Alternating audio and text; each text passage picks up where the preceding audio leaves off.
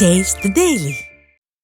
நாமக்கல் மாவட்டம் பள்ளிப்பாளையம் ஒன்றியத்திற்கு உட்பட்ட பகுதிகளில் மேல்நிலை நீர்த்தேக்க தொட்டி திறப்பு மற்றும் புதிய தார் சாலை அமைத்தல் உள்ளிட்ட நிகழ்ச்சிகளில் முன்னாள் அமைச்சர் தங்கமணி பங்கேற்றார். மஞ்சுப்பாளையம், செல்வம் நகர் ஆகிய பகுதிகளில் 23 லட்சம் ரூபாய் மதிப்பீட்டில் அமைக்கப்பட்ட மேல்நிலை நீர்த்தேக்க தொட்டிகளை முன்னாள் அமைச்சரும் குமாரபாளையம் சட்டமன்ற உறுப்பினருமான தங்கமணி திறந்து வைத்து பயன்பாட்டிற்கு கொண்டு வந்தார். இதேபோல் பெரியார் நகர் சந்தை திடல் அருகே 7 லட்சம் ரூபாய் மதிப்பில் புதிய தார் சாலை அமைப்பதற்கான பூமி பூஜையில் பங்கேற்று பணிகளை முன்னாள் அமைச்சர் தங்கமணி துவக்கி வைத்தார். அப்போது பெருந்தலைவர் காமராஜரின் 123வது பிறந்த நாளை முன்னிட்டு பெரியார் நகரில் உள்ள அவரது சிலைக்கு மாலை அணிவித்து மரியாதை செலுத்தினார். இந்நிகழ்ச்சியில் கழக நிர்வாகிகள் திரளானோர் கலந்து கொண்டனர்.